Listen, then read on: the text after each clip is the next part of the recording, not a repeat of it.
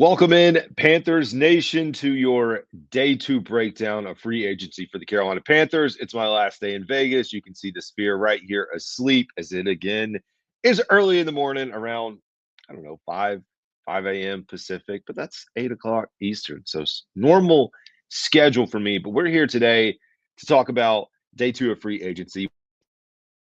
Pretty light. So we're going to look at what the Panthers did and then also discuss some potential guys that are going to be available for the Panthers. And before we do that, let's talk about the guys that are signed elsewhere. We've already talked about Lonnie Johnson going to the Raiders. Xavier Woods and Johnny Hecker have landed with the Tennessee Titans. So good for them. Xavier Woods, man, played the most snaps in the NFL, did not come off the field as a safety. You can think about him however you want, but I do appreciate his time here in Carolina. And same thing with Johnny Hecker. Johnny Hecker's just a good guy, man, from what we could tell, or at least what we saw. So those guys are gone. Still have not seen any other Panther players be picked up yet. And as we talk about Panther players being picked up, let's go ahead and get into this right now and look at your updates. The most significant update by far, Miles Sanders being released. I did include Mike Jackson on here, but Miles Sanders was released as, I guess we'd say, as expected. I saw Joe Person tweet out of The Athletic that both sides just couldn't come to an agreement, which makes sense. Panthers wanted Miles Sanders to take a pay cut because I think he was due around $8 million.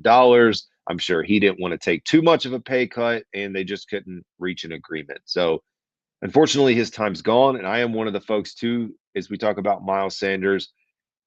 We have acknowledged his time here wasn't what we thought it would be, but I appreciate him, man. He never shied away from it. He always talked about disappointment. I know he heard what people were saying about him, took it personally. Hopefully he is able to rebound, just not anywhere in the NFC South. Don't hang around here. All jokes aside. Light day for transactions outside of that. Panthers agreed to terms with punter Sam Martin, who was with the Buffalo Bills, and Brady Christensen. So bringing it back, and I just recorded a full video on this, guys, breaking down the continuity of the offensive line. Panthers are going to bring back the same offensive line from last year into this year, and I think that's going to be very beneficial for the entire offense, for Bryce Young, for the run game. I'm excited for that, especially like Brady Christensen's a Swiss Army knife utility guy. He can play anywhere. Never bad to have a guy like that on your team. Now let's get into, of course, the topic of discussion as I record this is, okay, we've done all these nice things on defense. Offense, relatively speaking, is in a decent spot. We need to get some skill position players on the offensive side of the ball. Also a few other positions, but primarily wide receiver. Stephon Diggs is available. Keenan Allen, Amari Cooper, Brandon Cooks, the one and only Deontay Johnson, Tyler Lockett, Mike Williams, Robert Woods, Josh Reynolds, Devin Duvernay, Osborne, Aguilar, good old DJ Chark, Tyler Boyd, Zach Pascal, and Elijah Moore. Out of this list, Elijah Moore's name, definitely one of the ones that I've seen a lot of folks pointing out is someone they'd like to pick up. You look at the age difference compared to these, only 24 years old, will be 25 going into the season. I agree. Think that would be a good acquisition. I also would not shy away, this is just me personally, from an Amari Cooper, Brandon Cooks, possibly. I know everyone's going to reference Tyler Lockett because of his connection. Devin Duvernay, I don't know enough about how he was doing down there in Jacksonville. But all that to say, the wide receiver market is not as good as maybe, and it wasn't great in general. It wasn't great in free agency. A lot of the names, the Slaytons, the whoever that you wanted, potentially as a free agent, not available. So options are limited for the Carolina Panthers right now. Another position is running back. I think the Panthers now, with a decision to be made on what they're going to do. Are they going to draft? Are they going to pick up a veteran? I mean, they're going to have two healthy backs that are available. So Miles Sanders, of course, gone. We just talked about that. Raheem Mostert, excuse me. He is up in age at 32.9 years old. I say point 0.9, that's what's on the screen.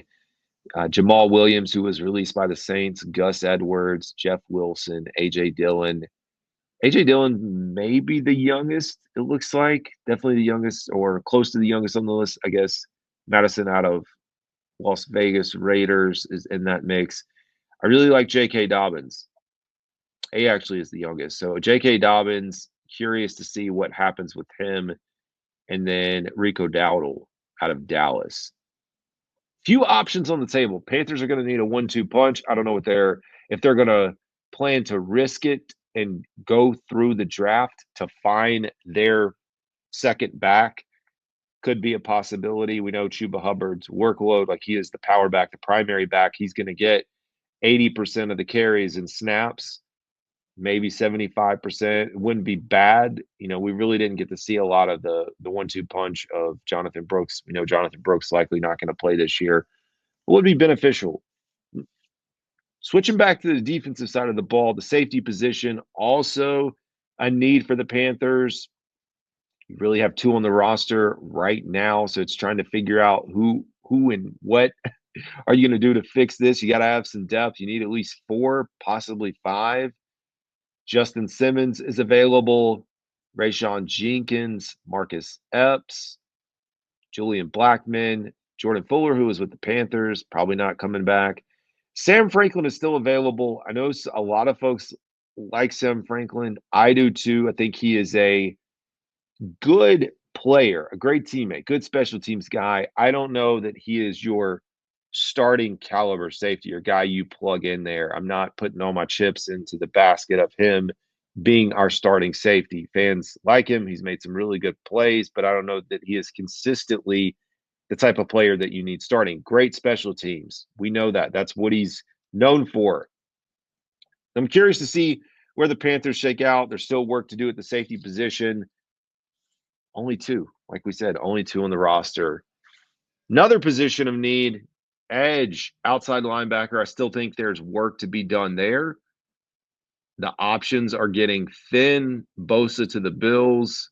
So there's not really a ton of names. You go back and look at the list now of guys, and this says this list threw in a few inside linebackers. As you can see, they put Shaq Thompson on here. It's kind of funny. This is directly from Spotrac. Grugier Hill, he's inside. Shaquille Barrett. So it's got a mixture. Specifically, though, Von Miller, Matthew Judon, probably the bigger names on this list. I still think, what are the Panthers going to decide to do? Seems like heading to the draft, it's still a possibility. You got a really decent rotation now, but I think the Panthers have to get younger considering where Clowney is in his career. And, this could going into the final year of his 2-year contract with the Carolina Panthers.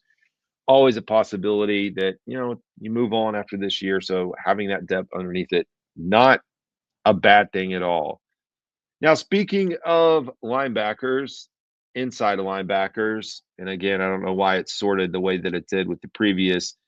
I still think the Panthers need an inside linebacker. Just my personal opinion.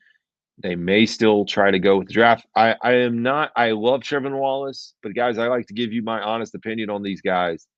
I'm not sold that he's the guy right now.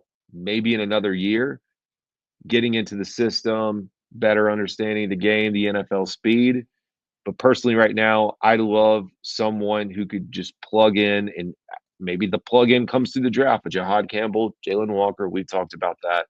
That could be an option as well. But that really is your day 2 free agency recap. As I go out and look at everything that's happening, there's really nothing new-ish that's come across the table this morning. So believe that's going to do it for today's episode. As always, this is Carolina Dad. Y'all have a good one.